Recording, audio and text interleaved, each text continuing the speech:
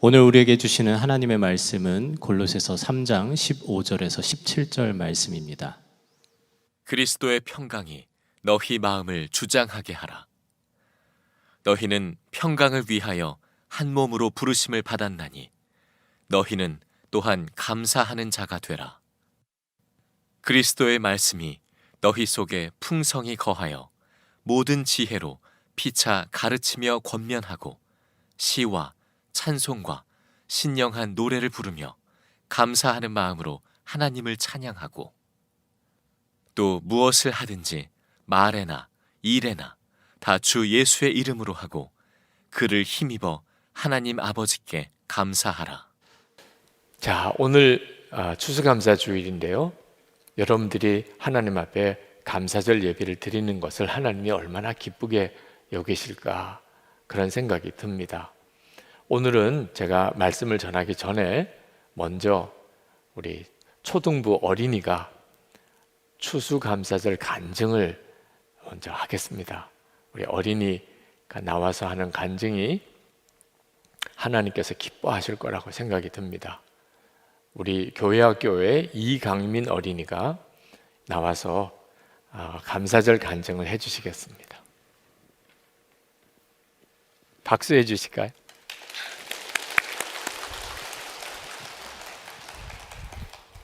코로나 바이러스로 인하여 평범한 일상생활을 하지 못한 지 거의 1년이 다 되어가고 있습니다. 학교에 가고 친구들과 놀고 교회에서 함께 예배드리는 것의 소중함을 잘 몰랐는데 10월이 되어서야 학교 친구들을 그나마 몇 번 만날 수 있게 되었고 교회에는 여전히 가지 못하면서 이제까지 당연하다고 생각했던 것들이 얼마나 감사한 것인지 느끼게 되었습니다. 교회에서 예배를 드릴 때 주님께 더욱 온 마음을 다해 예배드리지 못한 것이 지금 되돌아보면 좀 아쉽습니다. 하지만 이렇게 평범하지 않은 상황 속에서 저에게 좋았던 점들도 있었습니다. 먼저 학교에 가지 않고 혼자 있는 시간이 많아지다 보니 하나님과의 대화도 많아지고 하나님께 더 집중할 수 있었으며 꾸준히 동해일기를 쓰거나 잠언 필사라는 도전도 할 수 있었습니다. 특히 성경 필사는 태어나서 처음으로 한 것인데 매일 아침에 일어나자마자 잠언 한 장씩을 쓴 것은 제 노력만으로는 될 수 없었을 텐데 주님께서 저에게 그런 힘을 주셔서 제가 할 수 있었던 것 같습니다. 그중 가장 기억나는 말씀은 잠언 27장 1절입니다. 넌 내일 일을 자랑하지 말라. 하루 동안에 무슨 일이 일어나는지 내가 알 수 없음이니라. 이 말씀을 읽으면서 저에게 주어진 오늘을 소중히 여기고 주님께 항상 감사하는 사람이 되어야겠다고 생각했습니다. 또 다른 좋았던 점은 가족과 함께하는 시간이 많아진 것입니다. 저희 아빠가 코로나 이전에는 바쁘셔서 우리 가족이 온전히 함께하는 시간이 거의 없었는데 코로나로 집에 있는 시간이 많아지면서 아빠와 야구도 하고 가족끼리 보드게임도 하고 그동안 못했던 이야기들도 많이 나누면서 좋은 시간들을 보낼 수 있었습니다. 또한 매일 저녁 가족과 함께 성경을 읽는 시간을 가지게 되었습니다. 한 구절씩 돌아가면서 성경을 읽고 그중 가장 기억에 남는 말씀을 각자 나누고 짧게 기도문으로 고백하는 시간을 통해 매일 말씀을 마음에 새길 수 있게 되었습니다. 그리고 주일 저녁에는 패밀리 위드 지저스를 통해 한 주 동안 지은 죄들이나 주님이 주신 은혜, 주님께 순종했던 일들을 나누고 다음 주에 나의 다짐을 생각하는 등 가족과 함께 한 주를 마무리하는 시간을 보내게 되었습니다. 이러한 시간들이 참 좋은 것 같습니다. 코로나로 어렵고 불편한 것들이 많고 미디어의 유혹도 많지만 이전에 경험해보지 못한 이 시간들을 통해 오히려 하나님을 더욱 바라보고 많은 감사한 것들을 찾게 되었습니다. 힘들고 어려운 상황에 와도 불평보다는 감사를 더 많이 하고 주님을 가까이 하며 순종하는 제가 되고 싶습니다. 늘 우리에게 좋은 것을 주시는 하나님 감사하고 사랑합니다.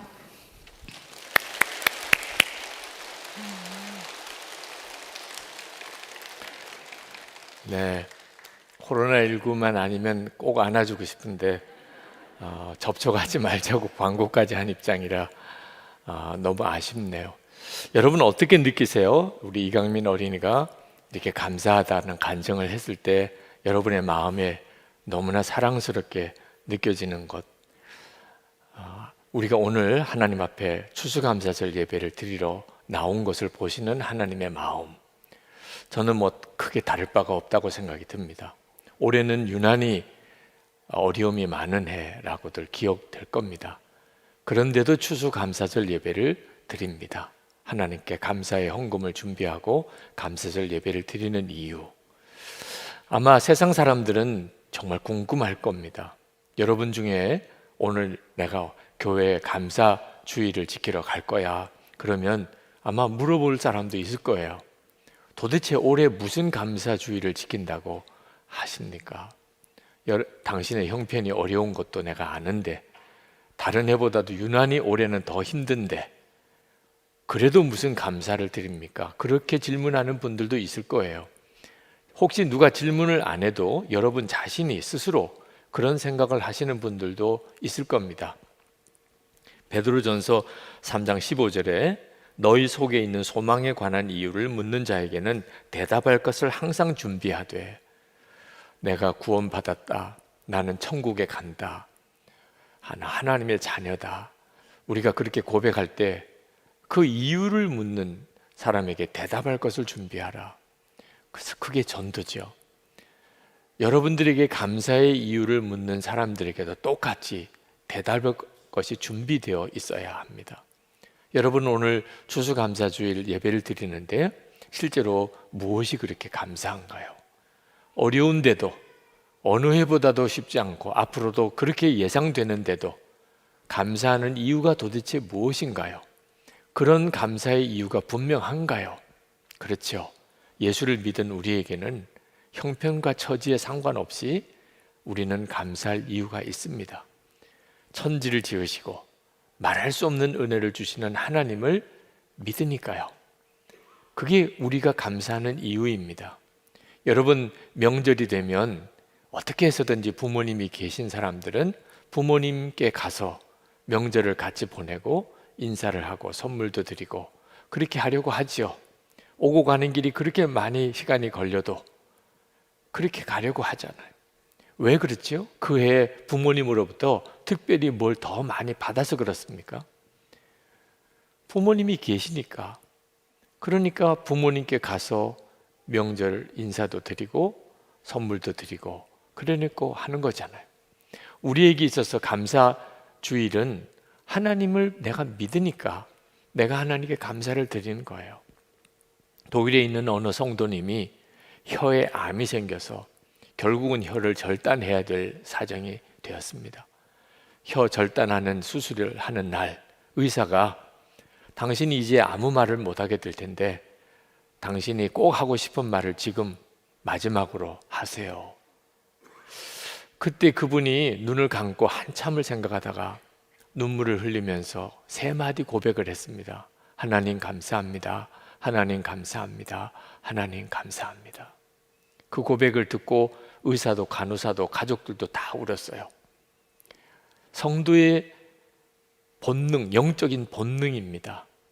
만약에 내가 정말 마지막으로 말하고 그 다음에 말할 수가 없다면 무슨 말 할 수 있을까? 하나님께 감사하다는 것을 내 입으로 고백할 수 있는 마지막 기회라고 생각이 되는 이런 심정을 하나님을 진짜 안 믿는 사람은 누가 이해할 수 있겠어요? 그러나 하나님을 정말 믿는 사람에게는 그건 너무나 당연한 본능과도 같은 일입니다. 여러분, 어려움이 많을수록 우리가 우리의 마음을 지켜야 합니다. 두려움, 염려, 또 분노 또는 우울증, 별의별 마음의 공격을 당합니다. 그때 우리가 반드시 해야 할 일은 마음을 평안하게 지키는 것입니다. 그래서 골로새서 3장 15절에 이렇게 말씀합니다. 그리스도의 평강이 너희 마음을 주장하게 하라. 여기서부터 하나님의 인도를 받는 거예요. 내 마음의 평강을 지키는 것. 기도를 언제까지 해야 됩니까? 내 마음이 평안해질 때까지. 두려움이 떠나고 염려가 떠나고 분노하는 마음이 사라지고 내 마음에 우울한 마음이 떠나고 평안한 마음이 올 때까지 그렇게 기도하는 거예요. 하나님은 반드시 그렇게 역사하세요. 그러나 마음이 평안해진 것으로 끝 아니에요. 마음은 거기까지 지키는 게 아닙니다. 반드시 감사합니다. 이 고백이 나올 때까지 가야 비로소 우리가 마음을 지킨 거예요. 어려움이 생기고 시험이 오고 별의별 말을 듣고 해도 죽을 것 같은 위기가 와도 하나님께 기도하면서 내 마음이 평안해지고, 그리고 하나 더 나아가서 하나님 감사합니다. 그러면 반드시 하나님이 우리 삶을 책임지세요. 그래서 15절 하반절에 너희는 또한 감사하는 자가 되라, 그렇게 말씀한 거예요. 추수감사절에 우리가 정말 이 말씀대로 해야 합니다. 올해 어려운 일, 힘든 일 참 많고 앞으로도 그런 예상이 되지만 감사하는 자가 되라. 여기까지 가야 우리는 이 어려운 때를 이겨낼 수 있는 거예요. 제가 부목사로 처음 부임에 갔을 때, 그때 일을 가만히 돌아보면 참 어렵고 힘든 일이 많았었어요. 그런데도 그렇게 감사하고 기쁘게 일했어요. 제가 왜 그렇게 감사하고 기뻤나? 제가 군목 훈련 받다가 다리가 부러지고, 그리고 인관도 못하고 장애인이 될 절박한 처지에, 그때 어느 교회에 가서도 일할 수 없었어요. 3개월 동안 하나님 앞에 오직 하나님만 바라보면서 기도만 하면서, 하나님, 제가 진짜 하나님이 부른 종이라면 내가 가서 일할 교회가 있게 해달라고. 나는 찾아다니지 않겠는데 나를 부르는 그런 전화 한 통이라도 하나님이 달라고, 그렇게 기도하고 응답받고 간 교회가 거기에요. 그러니 다른 분들이 안 하겠다는 일 다 내게 오고, 또 밤을 새도 다 감당하기 어려울 만큼 일이 많아도 저는 너무너무 기쁘고 감사하더라고요. 그리고 돌아보니까 그렇게 기뻐하고 감사하면서 그 어려운 일을 감당했기 때문에 제가 목회의 복을 받은 것 같아요. 제가 처음 담임 목사를 부산 제일교회에 갔습니다. 근데 그때도 참 어려웠던 교회예요. 전임 목사님이 예배당 건축을 겨우 마쳤는데 갑자기 돌아가셨어요. 너무 무리가 되어서. 교회 부채는 많은데 제가 젊은 목사가 부임해 가서 감당할 길이 없어요. 헌금은, 목사도 헌금은 해야 되겠는데 돈이 없어요. 그래서 제 아내와 의논하고 1년 동안 교회에서 받을 사례비를 다 교회 건축헌금으로 약정해서 드렸어요. 뭐 먹고 살아요, 목사는. 그래도 기뻤어요. 그래도 너무너무 감사했어요. 이유는 6개월 전에, 그 교회 부임에 가기 6개월 전에 대학원 마지막 논문 학기를 남겨놓고 하나님께서 제게 너 석사학위를 바칠 수 있겠느냐, 정말 가슴 떨리는 하나님의 마음을 받았어요. 고민을 많이 했지만 결국은 순종했습니다. 그때 저는 학위도 없는 목사가 어느 교회 청빙을 받겠어요. 그래서 교회에서 제대로 저를 불러줄 때는 없을 거다, 마음 정리했습니다. 그런데 6개월 뒤에 그 교회에서 젊은 저를 담임 목사로 불러준 거예요. 모든 게 다 감사했어요. 교회에서 생활비 안 줘도 감사했어요. 그렇게 감사하더라고요.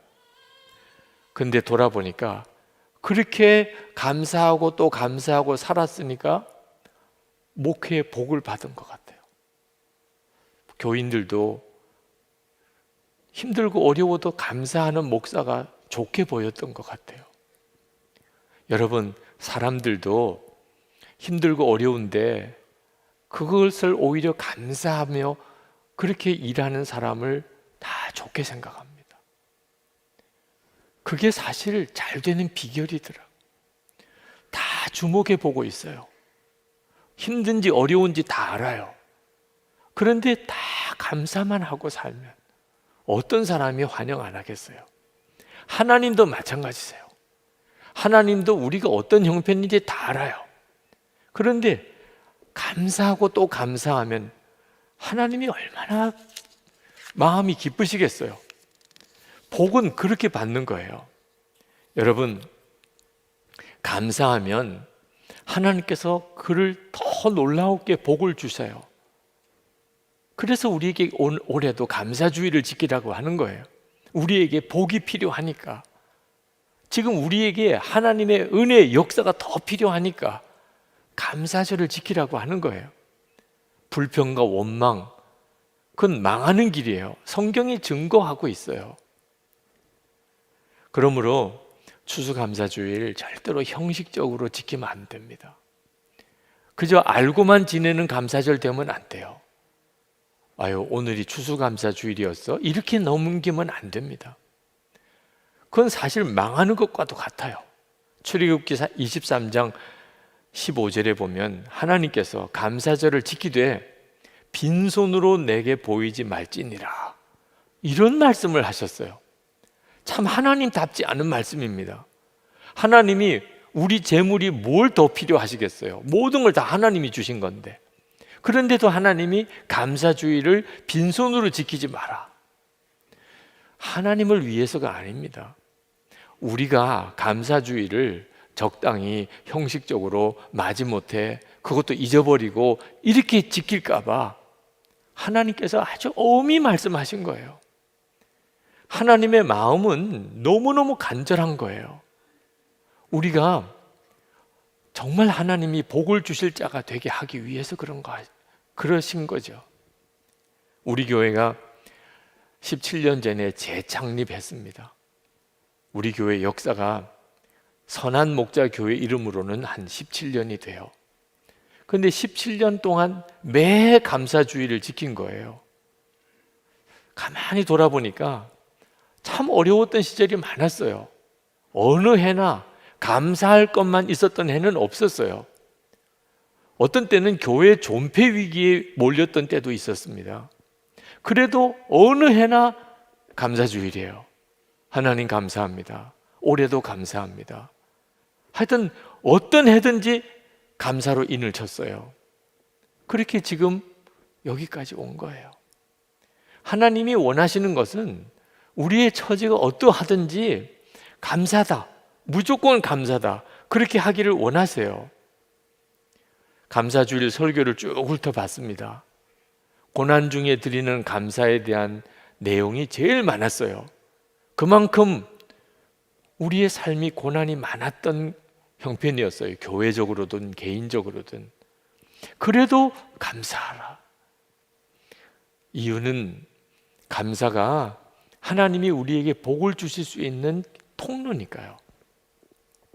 지금 경제적인 사정 많이 어렵고 염려와 두려움이 우리 속에 여전히 있지만 이길 길은 감사하라는 것이에요. 16절 17절에 이렇게 말씀합니다. 그리스도의 말씀이 너희 속에 풍성히 거하여 모든 지혜로 피차 가르치며 권면하고 시와 찬송과 신령한 노래를 부르며 감사하는 마음으로 하나님을 찬양하고 또 무엇을 하든지 말에나 일에나 다 주 예수의 이름으로 하고 그를 힘입어 하나님 아버지께 감사하라. 여러분, 이거 진짜 잊으면 안 돼요. 우리에게 이렇게 말씀하는 거예요. 찬송하고 무슨 일이든지 말이나 일이나 예수님의 이름으로 하고 그리고 반드시 감사하라. 어느 집사님 기도 받으러 오셨는데 아주 죽겠다는 게 입에 다른 분이에요. 실제로 몸도 아프고 애를 기르기도 힘들고 경제적으로도 어렵고 정말 죽겠다는 말이 나올 만도 하죠. 그러나 참 안타깝더라고요. 그 집사님에게 말씀을 드렸어요. 집사님이 하는 말대로 하나님이 진짜 다 이루시면 제가 보기에는 진짜 끔찍할 것 같습니다. 이제 집사님, 내 입으로 하는 대로 하나님이 이루어 주신다. 그 사실을 정말 믿고 무슨 말이든지 하세요. 왜 그렇게 자꾸 죽겠다는 말만 합니까? 그 집사님이 당황해 하시면서 가만히 계시더라. 그러면서 떠듬떠듬 말하더라고. 평소에 안 하던 말을 하려니까 떠듬떠듬 거리더라. 하나님 감사합니다. 하나님 제 병 고쳐주실 거 믿습니다. 하나님 우리 가정 화목하게 만들어 주신 것도 감사합니다. 하나님 좋은 남편 주신 것도 감사합니다. 약한 몸을 힘들게 아이를 낳았지만 이제는 아이를 안아서 일으킬 수도 없을 정도로 건강한 아이 되게 해주신 것도 감사합니다. 그 마지막 구절이 진짜 마음에 들더라. 그 애 기르기도 힘들다고 이러던 분이 말을 해도 그 낳을 때 그렇게 약하게 낳았는데 지금은 안기가 힘들 정도로 건강하다. 그래서 감사하다. 똑같은 말인데도 말을 그렇게 하니까 감사가 되더라고. 여러분, 이것이 우리가 할 일이에요. 그 다음에는 하나님이 우리의 감사에 응답하시는 거예요.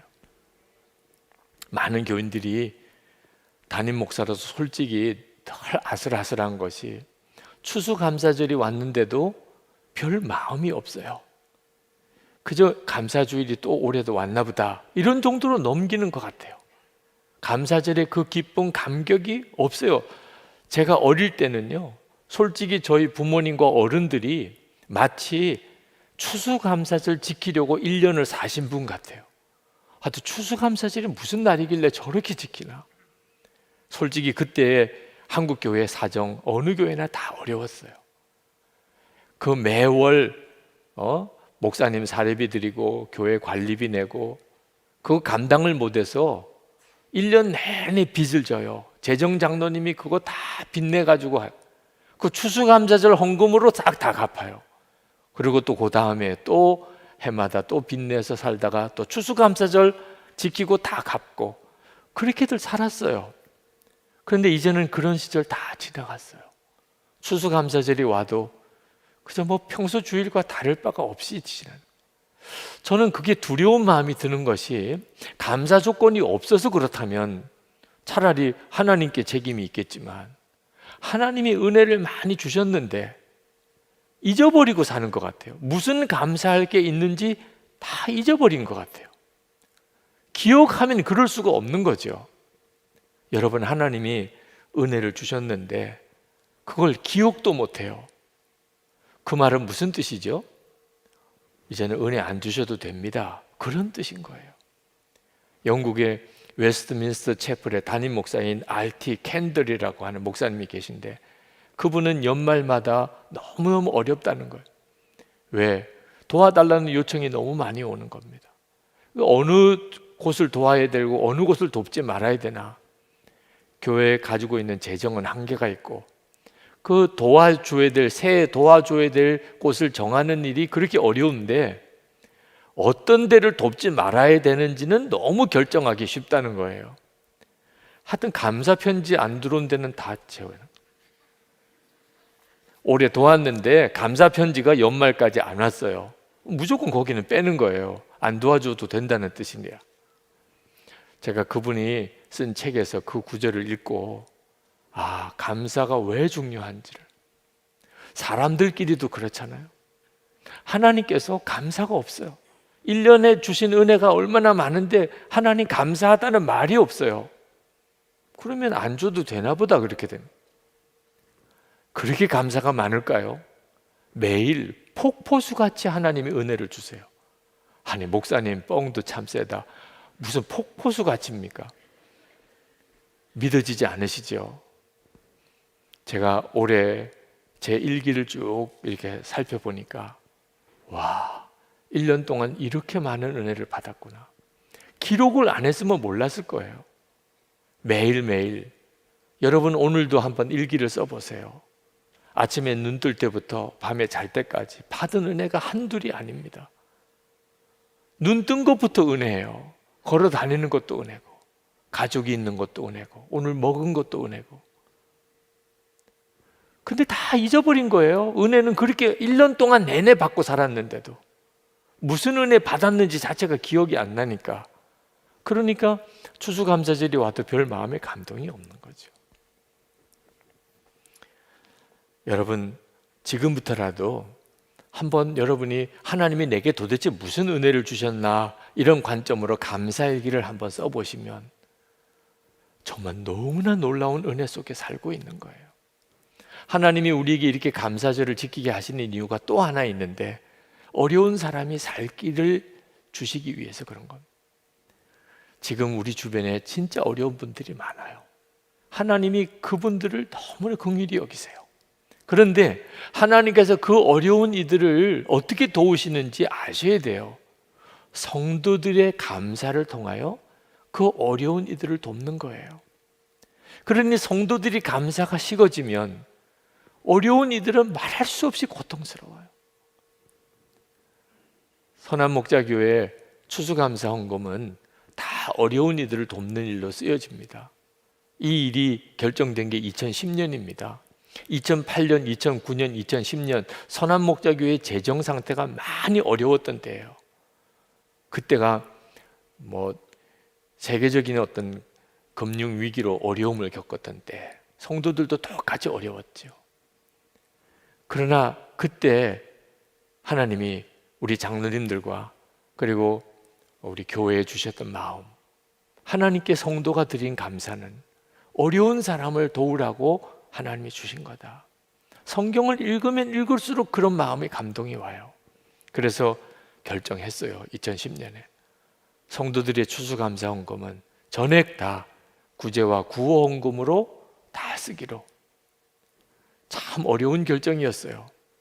근데 그 결정이 참 귀했어요. 올해 우리 교회의 삶을 가만히 돌아보니까 하나님이 그 일을 기쁘게 여기셨구나. 그래서 성도의 감사를 통해 더 많은 이들을 돕게 하시는구나. 올해도 추수감사주일과 성탄주일 사이에 우리가 11가지 우리 주변에 있는 어려운 이웃들을 돕는 일을 올해도 계획했어요. 훈훈 프로젝트라고, 함께 하는 기쁨이라고 하는 그런 어려운 이웃 돕는 일을 올해는 정말 해야 될 해다. 그래서 올해 시작했어요.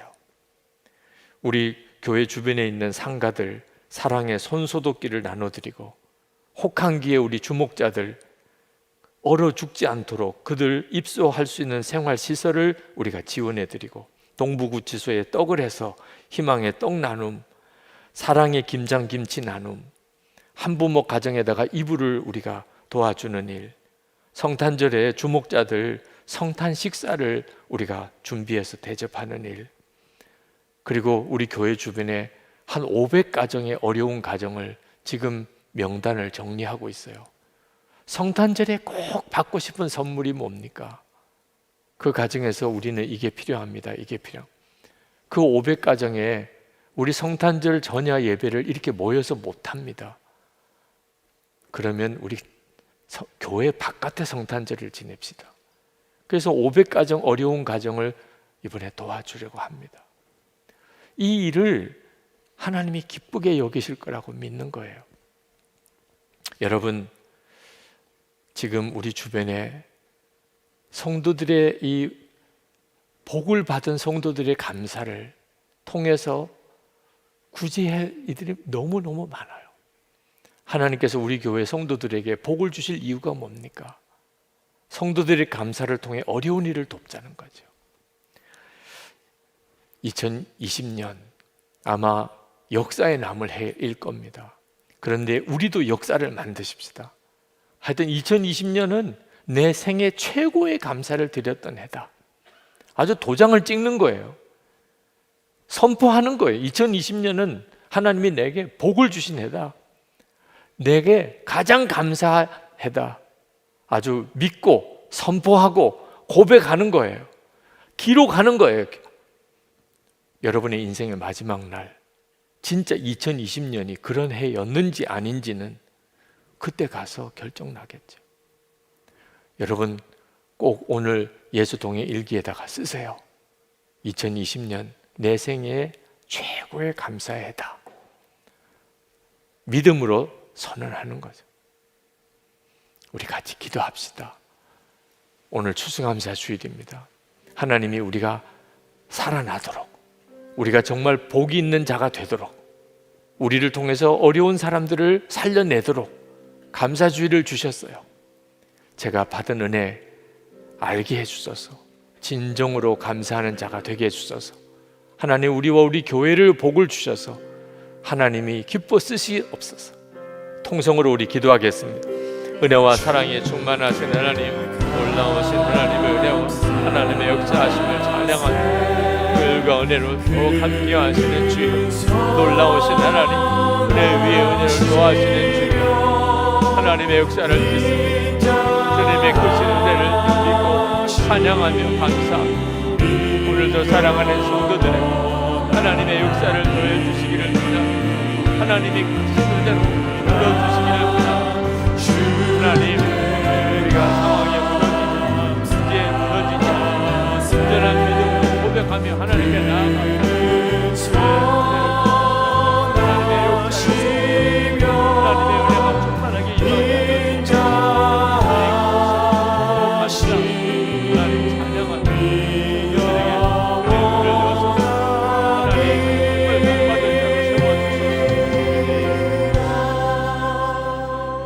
아버지 하나님, 정말 말할 수 없이 어려운 한 해라고들 합니다. 정말 당황스러울 정도, 또 앞으로도 어려울 일이 예상도 됩니다. 그러나 변함없이 하나님 감사 주일이 왔습니다.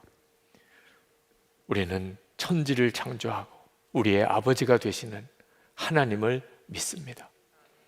지금 이 일조차도 하나님의 계획 가운데, 주님의 섭리 가운데 있음을 고백합니다. 우리에게 유익하지 않은 것은 주시지 않는다고 믿습니다. 그러므로 심지어 고난조차도 감사합니다. 감사로 인을 치고 갈 겁니다. 2020년은 정말 가장 복된 해입니다. 하나님을 믿으니 담대하게 고백합니다. 오늘도 추수감사 주일 예배를 드리는 사랑하는 성도들에게 하나님의 은혜 위에 은혜를 더하소서, 눈을 뜨게 하소서, 하나님을 바라보게 하소서. 하나님께서 우리에게 부어주시는 은혜가 생각나고 깨달아지고 믿어지게 해 주옵소서. 우리가 주께 정성을 다해 구별해 드리는 추수감사헌금, 11조와 감사헌금과 선교헌금, 건축헌금과 모든 구제헌금, 성도들의 고백과 믿음, 주님을 향한 사랑을 올려드립니다. 하나님, 사랑하는 성도들의 심령계 은혜를 더하시고 그 가정에 복을 주시고 성도들의 기업을 지켜주시고 병든 몸을 깨끗게 하시고 하나님의 영광을 위해 살게 하소서. 하나님, 이 나라와 민족을 주님께 부탁합니다. 우리나라가 하나님을 경외하는 나라가 되기 원합니다. 국민을 사랑하고 하나님을 경외하는 지도자들이 세워지고 이 땅에 하나님이 기뻐하는 법이 제정되는 나라가 되게 해주소서. 북한 주민들, 남한 우리 국민들 자유롭게 왕래할 날이 속히 오게 하시고 진정한 복음이 그 땅 북한에도 전해지게 하소서. 김국기 목사님, 김정훈 목사님, 최충길 선교사님, 장문석 집사님, 억류된 우리 국민 속히 석방되게 해주소서. 하나님, 세계 열방에 재난이 다 그치고 진정한 부흥이 일어나게 하소서. 이번 기회에 하나님을 경외하는 믿음이, 영적 대각성이 온 세계 모든 나라에 일어나고 선교의 문들이 활짝 열리게 하소서. 선교사와 선교사의 가족을 지켜주소서. 주 예수 그리스도 이름으로 간절히 기도합나이다. 아멘. 우리 다 일어나셔서 찬양하겠습니다.